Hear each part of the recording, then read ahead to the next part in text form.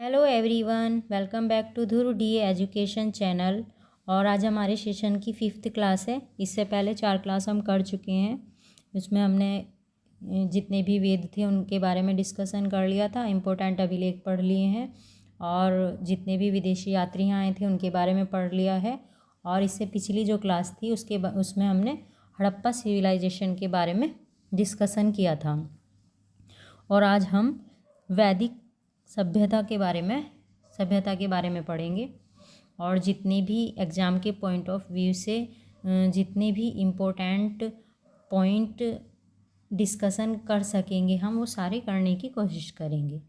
ठीक है, तो वैदिक सभ्यता के बारे में हम ये पढ़ेंगे कि इसमें क्या उस टाइम की भौगोलिक स्थिति रही है, कहाँ से ये लोग आए थे आर्य यहाँ हमारे इंडिया में, और कैसी उस टाइम सामाजिक स्थिति थी, क्या भौगोलिक स्थिति रही है इन लोगों की, तो सब के बारे में हम डिस्कशन करेंगे। चलिए लेट्स स्टार्ट। सबसे पहले वैदिक सभ्यता। वैदिक सभ्यता क्या थी, क्या था वैदिक काल? सिंधु घाटी सभ्यता के पश्चात भारत में जिस नवीन सभ्यता का विकास हुआ उसे ही आर्य अथवा वैदिक सभ्यता या वैदिक काल के नाम से जाना जाता है। इससे पहले जो हमने सिविलाइजेशन पढ़ी थी वो थी इंडस सिविलाइजेशन या हड़प्पा सिविलाइजेशन। और उस सिविलाइजेशन के ख़त्म होने के बाद ये कहा जाता है कि वो सिविलाइजेशन जो थी वो बाढ़ के कारण ख़त्म हो गई थी। ठीक है, तो उस सिविलाइजेशन के बाद में जो ये थी वैदिक सभ्यता आई थी यहाँ। ठीक है,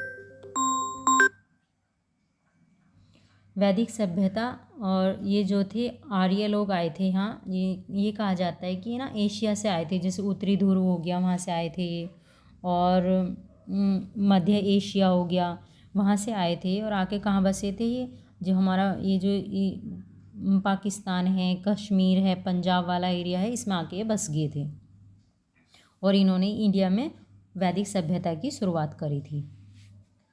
वैदिक सभ्यता या वैदिक काल की जानकारी किससे मिलती है? वेदों से मिलती है। इसलिए इसे क्या कहा गया है? इसको इसलिए ही वैदिक सभ्यता कहा गया है।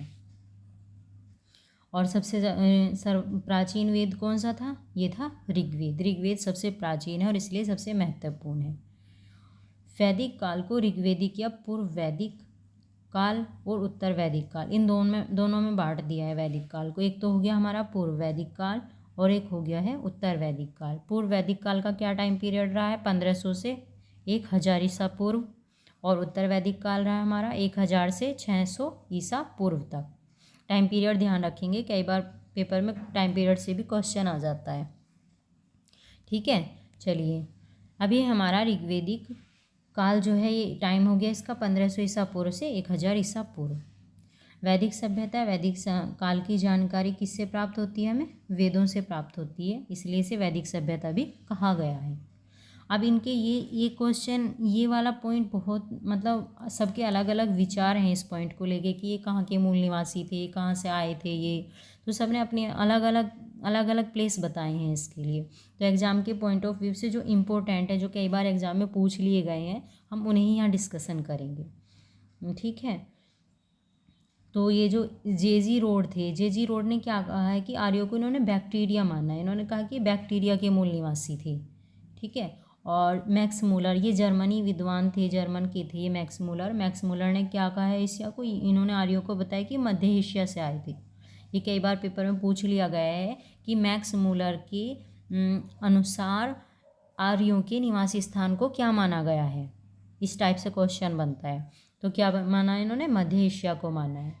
ऐसे ही प्रोफेसर सैलस हैं और एडवर्ड मेयर, इन्होंने भी एशिया ही माना है कि आर्य जो थे ये एशिया से ही आए थे। डॉक्टर अविनाश चंद्र, इन्होंने क्या बताया इसको? सप्त सैंधव प्रदेश को आर्यों का मूल निवास बताया। इन्होंने कहा कि तो सप्त सैंधव प्रदेश के ही मूल निवासी थे। और एडी कल्लू ने कश्मीर को बताया कि कश्मीर के थे। त्रिदेव जो थे, DS त्रिदेव, इन्होंने मुल्तान को बता दिया है। देविका प्रदेश और राजबली पांडे ने मध्य प्रदेश को आर्यों का आदि देश माना। ये ध्यान रखेंगे कि राजबली पांडे ने किसे माना है? मध्य प्रदेश को आर्यों का स्थान। इनमें तीनों में ये ज़्यादा इम्पोर्टेंट है, राजबली पांडे।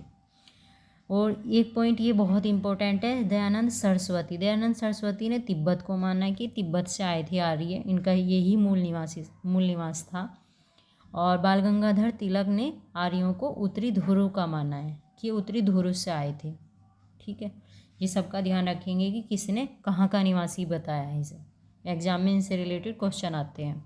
चलिए नेक्स्ट, अब हम सबसे पहले ये देखेंगे कि ऋग वैदिक काल में भौगोलिक विस्तार कैसे हुआ, कहाँ से ये लोग आए, कहाँ आके धीरे धीरे बसे, है ना, कैसे कैसे इन्होंने फिर अपने जो इनका जो रीन था उसको एक्सटेंड किया। वैदिक सभ्यता में भौगोलिक विस्तार। भारत में आर्य सर्वप्रथम सप्त सैंधव प्रदेश में आकर बसे थे। कहाँ आए थे ये? सप्त सैंधव प्रदेश में आए थे सबसे पहले आर्य। सप्त, ये कहा जाता है कि जो पाकिस्तान अफ़गानिस्तान वाला हिस्सा है, पंजाब जो पाकिस्तान में पड़ता है, कि पहले यहाँ आए थे और फिर वहाँ से उन्होंने धीरे धीरे हमारे इंडिया की तरफ आना शुरू कर दिया था। तो सप्त सैंधव प्रदेश जो था ये था ये कश्मीर पाकिस्तान और पंजाब का ये वाला जो एरिया था, इसको सप्त सैंधव कहा गया है। और इस सप्त सैंधव इसलिए कहा गया है क्योंकि यहाँ 7 नदियों का उल्लेख मिला है। 7 नदियों में हमारी एक तो सिंधु नदी थी और 5 उसकी सहायक नदियाँ थीं और एक थी हमारी सरस्वती नदी। ठीक है, तो ये 7 नदियाँ थी, इसलिए इसको सप्त सैंधव प्रदेश कहा गया है। नदियों के बारे में मैं अभी आगे बताऊंगी, मैं सारी नदियाँ जो भी थीं। ठीक है, इस प्रदेश में प्रवाहित होने वाली 60 नदियों का मतलब 7 नदियों का उल्लेख किस में मिला है? ऋग्वेद में मिला है। ऋग्वेद में नदियों का उल्लेख मिलता है। ठीक है, नदियों से आर्यों के भौगोलिक विस्तार का पता चला है। ऋग्वेद की सबसे पवित्र नदी कौन सी थी? सरस्वती थी। सबसे पवित्र नदी कौन सी थी? सरस्वती। और सरस्वती को क्या कहा गया है? नदीत्मा। ठीक है, क्या क्या कहा गया है? नदीत्मा। नदीत्मा का मतलब है नदियों में प्रमुख। सबसे प्रमुख नदी जो थी नदियों में वो थी सरस्वती, इसलिए सरस्वती को नदीत्मा कहा गया है। ऋग्वैदिक काल की सबसे महत्वपूर्ण नदी थी सिंधु। सिंधु का वर्णन कई बार आया है। सिंधु बहुत इंपॉर्टेंट रिवर थी इन लोगों के लिए। ऋग्वेद में गंगा का 1 बार और यमुना का 3 बार उल्लेख मिलता है। तो ये लोग जो थे ये गंगा से, यमुना से, सिंधु से, सरस्वती से सबसे परिचित थे। ठीक है, सप्त सैंधव प्रदेश के बाद आर्यों ने कुरुक्षेत्र के निकट के प्रदेशों पर भी कब्जा कर लिया और उसको ब्रह्मवर्त कहा गया। ओके, अब ये है हमारी ऋग्वैदिक नदियाँ और इनका आधुनिक नाम क्या है। पहले इन्हें ऋग्वेद में तो इस नाम से बुलाते थे, ये इनके प्राचीन नेम है ये वाले, और अब आधुनिक नाम इनका ये, अब हम इनको ये बोलते हैं। जैसे सतुद्री है, सतुद्री का अब नाम क्या है? सतलज।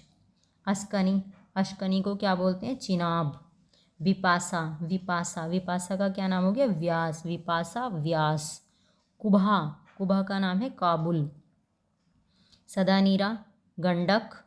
सुवस्तु को अब कहते हैं हम स्वात। पुरुषनी रावी, ये ध्यान रखना, ये एकदम अलग सा है ना। पुरुषनी का तो एक नाम है रावी। वितस्ता झेलम, ये इम्पोर्टेंट है। गोमती गोमल। दृशदती का नाम है अब घग्गर। और क्रमु का क्या नाम है अब? कुर्रम। दृशदती, घग्गर, गोमती, गोमल। और एक तो इसमें ये दृशदती, वितस्ता, पुरुषनी और अस्कनी, ये कई बार एग्जाम में पूछी जा चुकी है रिवर। इनके आधुनिक नाम पूछ लिए हैं तो इनका आप ध्यान रखेंगे।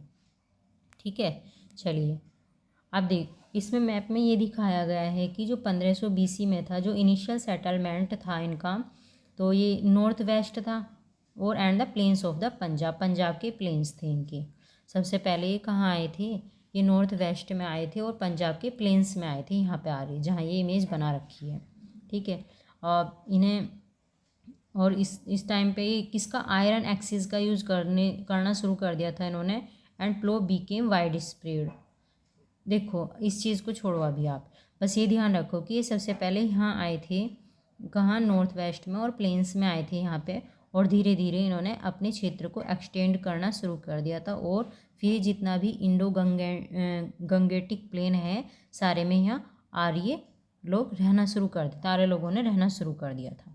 ठीक है, उसके बाद में उत्तर वैदिक पीरियड में लोग आए और उन्होंने फिर धीरे धीरे जो आर्यव्रत दिखाई दे रहा है मध्य भारत दिखाई दे रहा है और दक्षिण पथ दिखाई दे रहा है। यहाँ से भी उनके टेक्स्ट मिले हैं।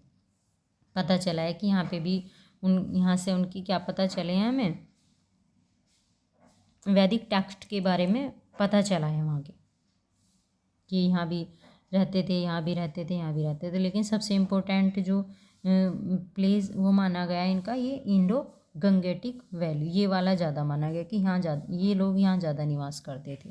बाद में तो धीरे धीरे भारत में फैल गए थे सारे। चलो, अब इनकी भौगोलिक जीवन क्या था, जीवन कैसा था। अभी तो हमने स्थिति के बारे में पढ़ा था, ये कहाँ कहाँ आए थे, कौन सी नदियाँ थी जिनका इन्हें ज्ञान था, है ना। और अब भौतिक जीवन कैसा रहा है इनका। ये कैसे थे, पशुपालक थे। स्थायी जीवन इनके अंदर नहीं था, स्थायी नहीं रहते थे ये, ध्यान रखेंगे। अब भी ये लोग क्या कर रहे थे, स्थायी जीवन नहीं जी रहे थे। और ये पशुपालक थे। पशु ही संपत्ति की वस्तु समझे जाते थे। गवेषण, गोशु, गव्य, ये सब क्या थे, युद्ध, ये युद्ध के नाम थे सब। गवेषण क्या थे, ये सब युद्ध, युद्ध के दूसरे नाम थे, ठीक है। जनजीवन में युद्ध के वातावरण का बोलबाला था। घास फूस के मकान थे इनके, मिट्टी के और घास फूस के मकान बनाते थे ये लोग। इस टाइम जो ऋग्वैदिक जो पीरियड था, ये अभी अर्ली वैदिक जो पीरियड था, इसमें लोहे की जानकारी नहीं थी इन्हें। ये इम्पोर्टेंट क्वेश्चन है, ये पूछ सकते हैं कि इस टाइम पे लोहे की जानकारी थी या नहीं थी। तो लोहे की जानकारी नहीं थी। कृष्ण आया शब्द का सर्वप्रथम प्रयोग जैमिनी उपनिषद से मिलता है, उत्तर वैदिक काल में मिलता है ये, ठीक है। किसका, कृष्ण आयस का सबसे पहले उल्लेख किस में मिलता है, जैमिनी उपनिषद में। ऋग्वैदिक लोग कोर वाली कुल्हाड़ियाँ, कांसे के कटोरे, खड़क का इस्तेमाल करते थे और तांबे की जानकारी भी थी इन लोगों को। तांबा राजस्थान की खान से निकालते थे। तो क्या जानते थे, तांबे के बारे में पता था इन्हें, है ना, कांसे के बारे में भी पता था इन्हें, ओके। तांबा और कांसा था ये लोग जानते थे, लेकिन लोहे का इनकी जानकारी नहीं थी। सफलता के क्या कारण थे, इनके पास घोड़े थे, रथ थे, तांबे के बने हथियार थे उस टाइम पे, तो ये इनकी सफलता के कारण थे। कृषि कार्य की भी जानकारी थी इन्हें। पशुपालक तो थे ये, लेकिन ये कृषि भी जानते थे। लेकिन कृषि में ये पहले गेहूँ, जौ, मोस्टली इन सब को उगाते थे। बाद में जो जो लेटर वैदिक पीरियड आया है, उसमें इन्होंने सब कुछ धीरे धीरे कृषि का भी विस्तार होना शुरू हो गया, और फिर इन्होंने सब जितनी ज़्यादा से ज़्यादा फसलें उगानी शुरू कर दी थी। भूमि को सुनियोजित पद्धति का नियोजित संपत्ति का रूप नहीं दिया गया था। शिल्पों की जानकारी भी प्राप्त होती है इनसे। और ऋग्वेद में बढ़ई थे, व्यवसाय थे, बढ़ई भी होते थे, रथकार थे, बुनकर थे, चर्मकार थे, कारीगर थे, शिल्प वर्ग भी था। मतलब एक तरह से ऋग्वेद में ये सारे व्यवसाय थे। अब ये तो हमने पढ़ लिया है भौगोलिक स्थिति क्या थी और भौगोलिक जीवन कैसा था लोगों का। अब हम पढ़ेंगे राजनीतिक व्यवस्था कैसी थी इनकी। ये हमने पढ़ लिया, गंगा यमुना के दोआब क्षेत्रों और सीमावर्ती क्षेत्रों पर आर्यों ने कब्जा कर लिया था। इसे क्या कहा गया था, ब्रह्म ऋषि देश कहा गया। आर्यों ने हिमालय और विंध्याचल पर्वतों के बीच के क्षेत्रों पर कब्जा करके उस क्षेत्र का नाम क्या रख दिया था, मध्य देश। दिखाया था मैंने मैप में ना पीछे। कालांतर में आर्यों ने संपूर्ण उत्तर भारत में अपने विस्तार कर लिया था, जिसे आर्यव्रत कहा गया। अभी मैंने एक मैप दिखाया था तुम्हें, ये रहा, ये आर्यव्रत है। जितना भी येलो कलर का पार्ट दिखाई दे रहा है, ये आर्यव्रत है, ये मध्य भारत है। ये कहा जा रहा है कि इन्होंने यहाँ सारे में अपना कब्जा कर लिया था, सारे में फैल गए थे, ठीक है, सारे में ही फैल गए थे लोग। अब यहाँ क्या था, प्रशासन में इनकी सभा थी, समिति थी और विदत, ये परिषदें थी उस टाइम की। सभा होती थी, समिति होती थी और एक विदत संस्था थी। ग्राम, विश्व और जन शासन की इकाई थी। सबसे पहले गांव थी, गांव से विश्व बने थे और विश्व से जन बने थे, तो ये इनकी शासन की इकाई थी। सबसे गांव संभवतः कई परिवारों का समूह होता था, परिवारों को मिला के गाँव बनते थे। तो सबसे छोटी इकाई परिवार थी, परिवार के बाद गांव बने, परिवारों को मिला के गाँव मिला के क्या बने, विश्व बने, और विश्व को मिला के क्या बने, जन बने। और जन का हेड कौन होता था, राजा। दशराज युद्ध में प्रत्येक पक्ष में आर्य एवं अनार्य थे। इसका उल्लेख 10वें मंडल में मिलता है। दशराज युद्ध हुआ था और इसका ऋग्वेद के 10वें मंडल में उल्लेख मिला है। और उस युद्ध में कौन थे? आर्य थे, और एक दूसरी तरफ जो आर्य नहीं थे वे थे। और ये युद्ध कहाँ हुआ था? परुष्णी नदी के किनारे लड़ा गया था, जिसमें भारत के प्रमुख कबीले के राजा सुदास ने अपने प्रतिद्वंदियों को हराकर भारत कुल की श्रेष्ठता स्थापित करी थी। ध्यान रखेंगे, ये बहुत इंपॉर्टेंट युद्ध है, कई बार क्वेश्चन आ चुका है इससे भी। कौन सी नदी पे लड़ा गया था, कौन से वेद में मिलता है, कौन से मंडल में मिलता है ऋग्वेद के। ओके, अब यह ऋग्वेदिक कालीन राजनीतिक व्यवस्था कैसी थी? कबीलाई थी, मतलब एक कबीले थे, कबीलों में रहते थे ये लोग। और कबीले का जो राजा था उसे क्या कहा जाता था? गोप, गोप कहते थे उसे। कबीले में सारे लोग मिलके रहते थे, उसको कबीला बोलते थे। और कबीले का जो राजा था वो कौन था? गोप था। भौगोलिक विस्तार के दौरान आर्यों को भारत के मूल निवासियों, जिन्हें अनार्य कहा गया, संघर्ष करना पड़ा, क्योंकि हमारे यहाँ तो दूसरे लोग रहते थे। अब ये वहाँ मध्य एशिया से आए हैं, उत्तरी ध्रुव से आए हैं, आके धीरे धीरे हमारे यहाँ इंडिया में फैलना शुरू करा है। तो इंडिया में जो पहले से लोग रहते थे तो उससे इनका संघर्ष हुआ। ऋग्वेद में राजा को कबीले का संरक्षक मतलब गोप्ता जनस्य कहा गया। ध्यान रखेंगे, गोप्ता जनस्य। क्या राजा को क्या कहा गया? गोप्ता जनस्य भी कहा गया। गोप्ता जनस्य इसलिए कहा गया क्योंकि कबीले का संरक्षक था ये। और पूर्ण भेदता भी कहा गया क्योंकि नगरों पर विजय प्राप्त करने वाला, नगरों पे विजय प्राप्त करता था राजा। राजा ही लीडरशिप था ना, लीडर तो राजा ही था, राजा के पीछे ही चलते थे सब। तो इसलिए इसको क्या कहा गया? पूर्ण भेदता कहा गया। ये वर्ड जो हैं, जैसे गोप्ता जनस्य है, पूर्ण भेदता है, गोप है, इनका आप मतलब ध्यान रखेंगे, इनका पेपर में मतलब भी पूछ लेते हैं। अब देखो इमेज, सबसे पहले क्या थे? कुल और फैमिली थी। कुल और फैमिली से मिलके क्या बने? गांव। ये कई सारे कुल मिले और इनसे क्या बने? गांव बने। गांव का जो लीडर था उसको क्या कहा गया? ग्रामणी कहा गया। ठीक है। फिर गांव के बाद क्या है? जो गांव मिले, ये गांव में ये गांव है, ये गांव, कई गांव मिले और गांवों ने मिलके क्या बना दिया? विशु बना दिया। और विशु के लीडर को क्या कहा गया? विषपति, विषयपति कहा गया। अब विषयपति के बाद जो विशु थे, इन सब ने मिलके कितने विशु मिले और इन्होंने मिलके क्या बना दिया? जन बनाया। और जन का जो हेड था वो कौन था? राजन था, मतलब राजा था। राजा को ट्राइबल चीफ भी बोलते थे। Several group of Vishu constituted a large unit called जन या ट्राइब। उसको क्या कहा गया? जन या ट्राइब कहा गया। और ट्राइब का जो मुखिया था उसको ट्राइब चीफ कहा गया, ट्राइबल चीफ कहा गया है ना। वैसे इसके हेड को जन बोलते थे या राजा। जन मतलब उसका नाम था, और जन के हेड को क्या बोलते थे? राजन बोलते थे या राजा बोलते थे। ठीक है। अब है ये राजा की कुछ सहयोगी दैनिक प्रशासन में सहायता करते थे। सबसे पहले राजा था, राजा की अब हेल्प करने के लिए भी नीचे उसके अधिकारी लोग होते थे कुछ। ऋग्वेद में सेनापति थे, पुरोहित भी थे, ग्रामजी थे, पुरुष, स्पर्श, दूत, ये सब शासकीय पदाधिकारी हैं। ठीक है। इन सब का उल्लेख मिला है कि ये अलग अलग ये पदाधिकारी थे और इनके सबके अलग अलग काम बटे हुए थे, सबका काम अलग अलग था। पुरोहित कौन था? राज्य अधिकारियों में पुरोहित जो था ना, पुरोहित सबसे इम्पोर्टेंट अधिकारी होता था उस टाइम पे। ठीक है। और पुरोहित को ही बोलते हैं कि ये न्याय व्यवस्था का काम भी देख लेता था, पुरोहित जो था।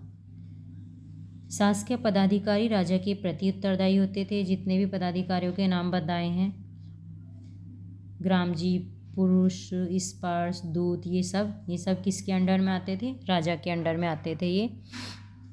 और इनकी नियुक्ति और निलंबन का अधिकार राजा के हाथ में था। वो इनकी नियुक्ति करता था, वो इन्हें हटाता था। ऋग्वैदिक काल में महिलाएं भी राजनीति में भाग लेती थीं। ये इंपॉर्टेंट पॉइंट है महिलाओं की स्थिति से रिलेटेड। महिलाओं की स्थिति कैसी थी? बढ़िया स्थिति थी, एकदम अच्छा जीवन जीती थी महिलाएं इस काल में, और ये राजनीति में भी भाग लेती थी।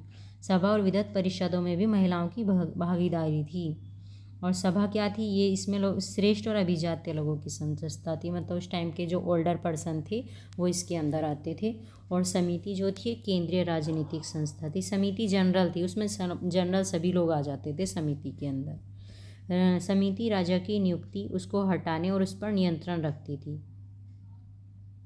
ठीक है। समस्त प्रजा की संस्था थी समिति, और समिति राजा पे क्या रखती थी? अपना नियंत्रण रखती थी। राजा को हटा भी सकती थी और राजा को नियुक्ति भी करती थी समिति। ऋग्वेद में तत्कालीन न्याय व्यवस्था के बारे में कम जानकारी मिली है और पुरोहित जो था, पुरोहित को ही कहा गया कि न्याय व्यवस्था का काम भी यही करता था। वैदिक काल में न्यायाधीश को क्या गया है? प्रश्न विनायक कहा गया है न्यायाधीश को। विदत क्या थी? ये प्राचीन संस्था थी आर्यों की। न्याय व्यवस्था वर्ग पर आधारित थी और राजा जो था वो भूमि का स्वामी नहीं होता था। ये ध्यान रखेंगे, पॉइंट इम्पोर्टेंट है। भूमि का स्वामित्व तो किसके हाथ में था? जनता के हाथ में था। ये जनता में नहीं था भूमि का स्वामी, तो राजा नहीं होता था भूमि का स्वामी तो इस टाइम भी। अभी देखो, ये थे ऋग्वैदिक काल में सबसे पहले था किंग, राजन था ना, राजा था सबसे पहले। राजा के नीचे पुरोहित होते थे, सेनानी। पुरोहित कौन था? ये पृष्ठ था। और सेनानी कमांडर ऑफ द आर्मी था, सेनापति। और राजा की काउंसिल, ये राजा के अंडर में होती थी एक सभा और एक समिति। सभा काउंसिल ऑफ एल्डर्स, जो बड़े लोग थे, समझदार थे, श्रेष्ठ थे, उनकी संस्था होती थी ये। और समिति सबके लिए, जो जनरल सारे पीपल के लिए जनरल असेंबली का काम करती थी ये समिति। Tribal assembly use to limit the king's authority, राजा की ऑथोरिटी पे लिमिट रखती थी ये समिति। ठीक है, समिति नियंत्रण रखती थी ताकि राजा निरंकुश ना हो सके। गलत काम करता था तो राजा को हटाने का अधिकार था इन्हें पूरा। तो ये हमने प्रशासनिक स्थिति देख ली, क्या राजनीतिक स्थिति रही है उस टाइम पे। अब आई सामाजिक स्थिति क्या रही है। सबसे तो संयुक्त परिवार प्रथा प्रचलन में थी इस टाइम। ऋग्वैदिक काल में सब साथ रहते थे, दादी बाबा नाना नानी पोते पोती सब साथ रहते थे, संयुक्त परिवार था उस टाइम। एक पॉइंट है, ये पीतृ सत्तात्मक समाज था। ये पिता का ज़्यादा हेड कौन था परिवार के अंदर? पिता था, माता नहीं थी इस टाइम। ये था पीतृ सत्तात्मक। हड़प्पा सभ्यता पड़ी थी, वहाँ क्या पड़ा था? मातृ सत्तात्मक थे वे लोग। वहाँ माता हेड होती थी परिवार के अंदर, यहाँ है पिता हेड। महिलाओं की क्या सोशल लाइफ थी? सोशल लाइफ क्या थी इस टाइम पे? एक तो क्या थे? जॉइंट फैमिली थी। ठीक है, हेड कौन था फैमिली का? गृहपति था, मतलब जो एल्डेस्ट मेंबर होता था उसको क्या बोलते थे? गृहपति। वोमेन इम्पोर्टेंट थी सोसाइटी में। मोनोगेमी प्रथा थी, मतलब केवल एक वाइफ रख सकते थे। ऐसा नहीं कि दो तीन शादी कर ली है ना, केवल एक बार में एक वाइफ ही होती थी सबके। और लेकिन जो जैसे रॉयल परिवार होते थे, राजा होते थे, तो वे रख सकते थे। लेकिन जो साधारण जनता थी वो केवल वन वाइफ ही रखते थे। वोमेन की वन एजुकेशन दी जाती थी वोमेन को, और वोमेन स्कॉलर्स भी मिली हैं उस टाइम पे। गार्गी थी, मैत्री थी, ये उस टाइम पे वोमेन स्कॉलर्स रही हैं। और वाइफ इम्पोर्टेंट थी क्या? रिलीजियस सेरेमनी के लिए। ये कहा गया कि रिलीजियस सेरेमनी में वाइफ का होना बहुत इम्पोर्टेंट था। वोमेन चूज हस्बैंड चूज करने का वोमेन को राइट था ऋग्वैदिक काल में। और स्वयंवर होते थे उस टाइम पे, महिलाओं को पूरा अधिकार मिलता था भाई, जो उसकी इच्छा थी वो उसको उसके साथ शादी कर सकती थी। चाइल्ड मैरिज नहीं थी बिल्कुल भी यहाँ, और विडो मैरिज अलाउ थी, विधवाएं दोबारा विवाह कर सकती थी, लेकिन चाइल्ड मैरिज इस टाइम तक नहीं थी। ठीक है, ऋग्वेद में चार वर्गों में समाज बटा हुआ था, और ये व्यवसाय के आधार पर बटा हुआ समाज था। ब्राह्मण, क्षत्रिय, वैश्य, शूद्र। ब्राह्मणों का काम वही था शिक्षा देना, क्षत्रियों का काम युद्ध लड़ना था, वैश्य व्यापार का काम करते थे, और शूद्र जो थे वे सबकी सेवा करते थे। तो ये चार वर्गों में समाज बटा हुआ था। विवाह जो था वो व्यक्तिगत और सामाजिक जीवन का प्रमुख अंग था इस काल के अंदर। विवाह इम्पोर्टेंट था, और अंतर्जातीय विवाह भी होते थे जो आज नहीं है। उस टाइम पर अंतर्जातीय विवाह परमिशन थी, बाल विवाह नहीं था उस टाइम पे। ठीक है, ये जो मैं पॉइंट बता रही हूँ ये बहुत इंपॉर्टेंट है, इनसे ही पेपर में क्वेश्चन आएंगे, पूछ लेंगे अंतर्जातीय विवाह था या नहीं था। तो था अंतर्जातीय विवाह उस टाइम पे। बाल विवाह था या नहीं था? बाल विवाह बिल्कुल नहीं था ऋग्वैदिक काल में। ये बाद में लेटर वैदिक काल में आए हैं, ये हमारे यहाँ जो कुछ कुरीतियाँ आई हैं, जैसे सती प्रथा हो गया, बाल विवाह हो गया, लेकिन हमारे ऋग्वैदिक काल में तो ऐसा कुछ था ही नहीं। विधवा विवाह का भी प्रचलन था उस टाइम पे, तो विधवाएं विवाह कर लेती थी। दूसरा, पुत्र प्राप्ति के लिए नियोग की प्रथा भी स्वीकार की गई थी कि अगर बाई चांस हस्बैंड की डेथ हो जाती है तो जो हस्बैंड का जो छोटा भाई होता था उसके साथ भी मतलब पुत्र की प्राप्ति वो कर सकती थी, उसके साथ भी रह सकती थी। ठीक है, उसको ही नियोग प्रथा कहा गया है। जीवन भर अविवाहित रहने वाली लड़कियों को अमाजु कहा गया है। ठीक है, तो लड़कियां अविवाहित भी रहती थी इस समय पे भी, और उनको क्या कहा गया है? अमाजू कहा गया है। सती प्रथा और पर्दा प्रथा बिल्कुल नहीं थी इस टाइम पे। फिर सत्तात्मक था समाज, पिता संपूर्ण परिवार और भूमि संपत्ति का अधिकारी होता था।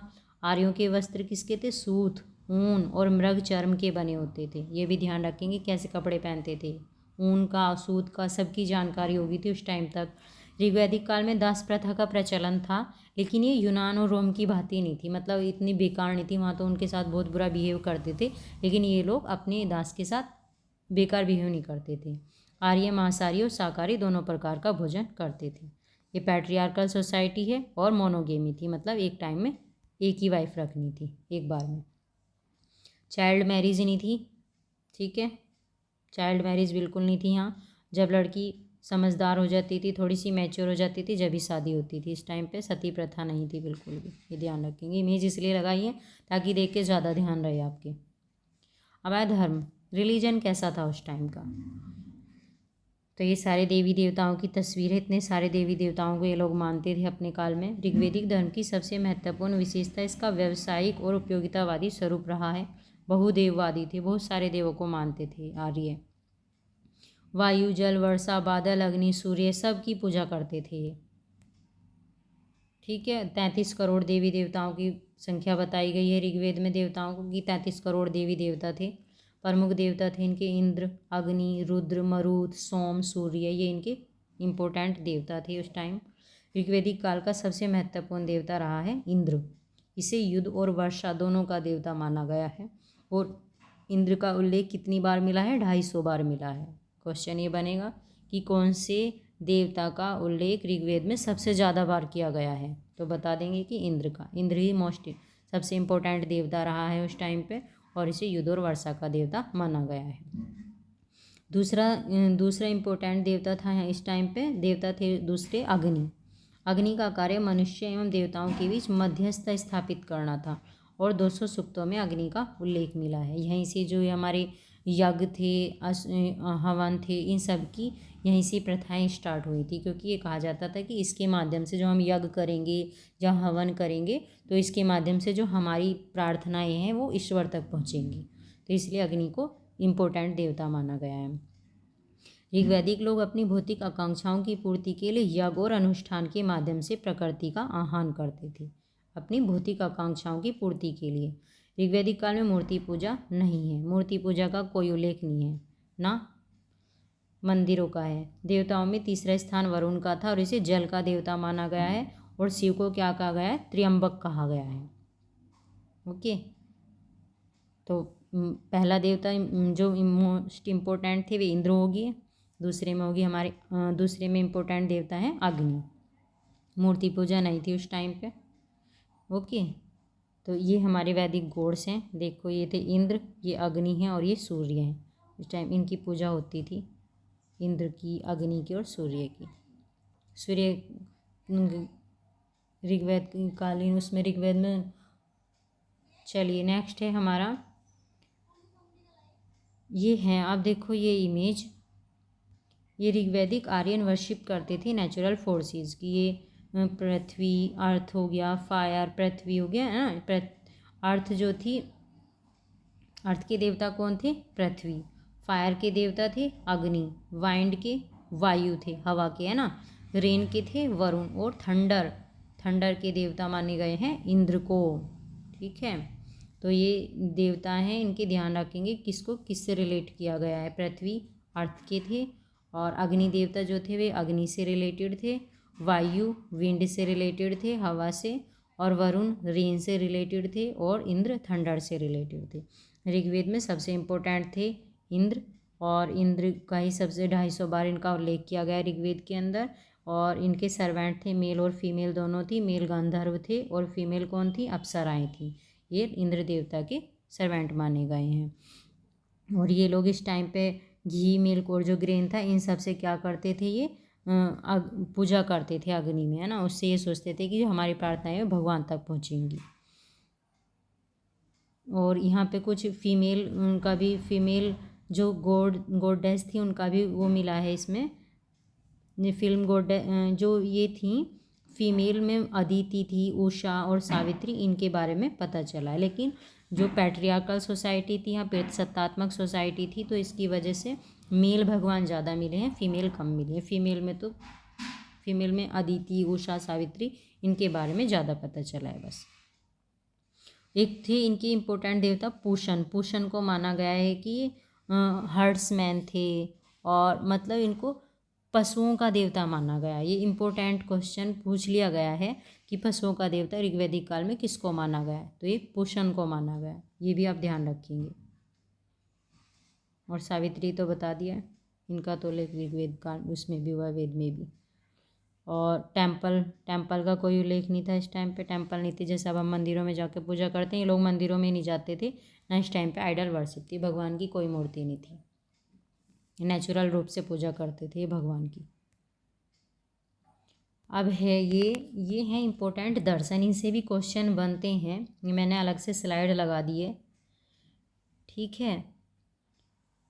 तो इम्पोर्टेंट दर्शन में क्या है और कौन इनके टीचर रहे हैं, किन्होंने ये लिखा है, क्या इसके अंदर टीचिंग दी गई हैं। तो ये है हमारा वैशेषिक। सबसे पहले है वैशेषिक। वैशेषिक के वे कौन थे, ये थे कन्नड़, ठीक है। इसने लिखा है ये वैशेषिक को लिखा कन्नड़। वैसे हिंदी में इनको कनाद बोलते हैं, कनाद या उलूक बोलते हैं, ठीक है। ये आप ध्यान रखेंगे, कभी कन्फ्यूजन हो जाए। यहाँ तो इंग्लिश में अलग कनाद लिखा गया, कनाद या उलूक, ये इनके द्वारा लिखा गया है। कौन सा दर्शन, वैशेषिक दर्शन। और इन्होंने फिजिक, स्पेशली एटॉमिक थ्योरी दी गई है इसके अंदर। फिजिक की थ्योरी दी है, किसके अंदर दी है इन्होंने, वैशेषिक के अंदर। दूसरा है दर्शन न्याय। न्याय के कौन थे, न्याय के थे टीचर कौन थे, गौतम थे। इनके प्रवर्तक थे गौतम। और गौतम ने क्या बताया, लॉजिक एंड एपिस्टेमोलॉजी के बारे में बताया है। तर्क विद्या के बारे में इन्होंने इसके अंदर बताया है। सांख्य के कौन थे, कपिल मुनि थे। और इन्होंने भी फिजिक्स, इनकी टीचिंग इतनी इंपॉर्टेंट है, क्वेश्चन इनसे ज़्यादा बनता है कि कौन सा दर्शन किसके द्वारा लिखा गया है, कौन इसके प्रवर्तक रहे हैं। तो सांख्य के कपिल मुनि रहे हैं, योग के रहे हैं पतंजलि, ठीक है। साधना बताइए इन्होंने, स्पिरिचुअल प्रैक्टिस, पूजा कैसे करनी है, क्या उपासना करनी है। और मीमांसा के रहे हैं जैमिनी। वेदांत के कौन है, व्यास, वेदांत के प्रवर्तक व्यास रहे हैं। तो वैशेषिक के कौन है, कनाद या उलूक हैं। न्याय के गौतम, सांख्य कपिल मुनि, योग के पतंजलि, मीमांसा जैमिनी, और वेदांत के कौन रहे हैं, व्यास रहे हैं। एक लिस्ट ये है, ये भी इम्पोर्टेंट है, इससे भी क्वेश्चन एग्जाम में पूछे ही जाते हैं। ये है इम्पोर्टेंट वेदांत। कौन सा वेदांत किसने लिखा है, मतलब कौन इसके प्रोपाउंडर रहे हैं, प्रवर्तक रहे हैं। जैसे आदिवेदता है ना, इसके कौन थे, आदि शंकर थे या गुरु गौड़ापदा, ठीक है। ये थे आदि शंकर का नाम ज़्यादा इंपॉर्टेंट है इससे रिलेटेड। एक था विशिष्टाद्वैत की कौन थे प्रोपाउंडर, रामानुजा थे, ठीक है। द्वैतवाद के कौन थे, माधवाचार्य, द्वैतवाद के। और द्वैताद्वैत के कौन थे, ये थे निम्बारका, द्वैताद्वैत के निम्बारका थे। और शुद्धाद्वैत के कौन थे, शुद्धद्वैत के वल्लभा थे। ये हैं आचिंत्य भेदा के कौन थे, चैतन्य महाप्रभु इसके प्रोपाउंडर थे। और ये था पूर्ण देवता और इंट्रीगल अद्वैता, इसके थे श्री अरविंदो। और मॉडर्न वेदांता के कौन थे, स्वामी विवेकानंद। क्वेश्चन इनसे यही बस सीधा यही पूछा जाता है, या तो इसका नाम दे देंगे, वेदांत का कोई से का भी नाम दे देंगे, और इसमें आपसे ये पूछ लेंगे कि बताओ भाई इनके प्रवर्तक या इनके प्रोपाउंडर कौन रहे हैं। तो हमें इनका नाम ध्यान रखना बहुत ज़रूरी है। चलिए, तो जो इतने इम्पोर्टेंट थी वे मैंने बता दिया आपको। और एक ये चीज़ और ध्यान रखेंगे इसके बारे में कि व्यवसाय तो मैंने बता दिया, पशुपालन भी करते थे, लेकिन कृषि भी जानते थे। एक इम्पोर्टेंट पॉइंट ये और ध्यान रखेंगे कि इस टाइम पे जो गाय थी ना, गाय को क्या कहा जाता था, गाय को अघन्या बोलते थे, ठीक है। मतलब इसकी हत्या नहीं कर सकता था कोई भी, अगर हत्या कर दिया तो इसको मृत्युदंड मिल जाता था। गाय को बहुत ही पवित्र पशु माना जाता था उस टाइम पे। और प्रिय पशु इनका कौन सा रहा है, ये कुछ पॉइंट हैं जो मैं करा रही हूँ, मैंने लिखे नहीं है। ये प्रिय पशु रहा है इनका घोड़ा, आर्यों का, ठीक है। और प्रिय देवता तो बता दिए इंद्र रहे हैं। और आर्यों द्वारा खोजी गई धातु कौन सी, इन्होंने खोजी थी ये धातु, इन्हें जब उस टाइम तो जानकारी नहीं थी, लेकिन इन्होंने बाद में खोजी ये धातु कौन सी, लोहा धातु इन्होंने खोजी थी। और लोहे को इन्होंने क्या कहा था, इन्होंने कहा था ये श्याम अयस, लोहे को क्या बताया था इनको, ये क्या नाम दिया था, श्याम अयस, ये इन्होंने नाम दिया था इसे। और तांबे को ये इन्होंने क्या कहा था, तांबे को इन्होंने कहा था कि ये लोहित अयस है। इसमें कन्फ्यूज मत होना, ये क्या थी, लोहित अयस। कभी लोहा समझो और लोहे से इसको ही मैच कर दो लोहित अयस को, ये गलत हो जाएगा। पेपर में कन्फ्यूजन के लिए ऐसे ही क्वेश्चन बनेंगे, ठीक है। इन्होंने किसकी खोज करी थी, लोहा धातु की तो इन्होंने खोज करी थी और इसको श्याम अयस इन्होंने नाम दिया था। और तांबे को क्या कहा था इन्होंने, लोहित अयस कहा था, ठीक है। और एक थे व्यापार करने वालों को ये क्या बोलते थे, पणी लोग थे। पणी लोग कौन थे उस टाइम पे, ये थे व्यापार करने वाले लोग, ये दूर दूर जाके व्यापार करके आते थे। इनका संबंध किससे था, व्यापार से था इनका संबंध, ठीक है। और लेन देन की प्रक्रिया कैसी थी उस टाइम पे, वस्तु विनिमय की प्रणाली थी कि कोई चीज़ तुम हमें दे दो, उसके बदले में हम तुम्हें वो चीज़ दे देंगे। पैसा नहीं चलता था, वस्तु विनिमय चलता था उस टाइम पे, ठीक है। और एक वर्ड था उसमें वैक नोट था, वैक नोट कौन था, वैक नोट सूदखोर था, मतलब ऋण दे के ब्याज देने वाला था ये, ओके। कौन था ये, वैक नोट, वैक नोट कौन था उस टाइम पे, सूदखोर था, ठीक है। और तो जो इम्पोर्टेंट क्वेश्चन बन सकते थे मैंने बता दिया आपको सारा। और एक इनका पेय पदार्थ था, सोमरस था पेय पदार्थ, इनका इम्पोर्टेंट पेय पदार्थ था ये कौन सा, सोमरस। चलो जब मैं नेक्स्ट स्लाइड वो कराऊंगी ना क्लास, उसमें मैं इन पॉइंट को आपको लिख के दे दूंगी, ठीक है। अब इसके बाद में थोड़ा सा उत्तर वैदिक काल रह गया, उसे मैं अपनी अगली क्लास में करा दूंगी, ठीक है। तो चलो आज ये अपनी हमारा जो जितना भी वैदिक काल था, वैदिक काल से रिलेटेड जितने भी इम्पोर्टेंट क्वेश्चन बन सकते थे वो मैंने आपको सारे करा दिए हैं। और इसमें बार बार यही क्वेश्चन बार बार हर एग्ज़ाम में रिपीट होते रहते हैं ना, इन्हें अच्छे से याद कर लेना, तो इनसे बाहर एग्ज़ाम में एक भी क्वेश्चन नहीं निकलेगा, ठीक है। चलो तो थैंक यू सो मच।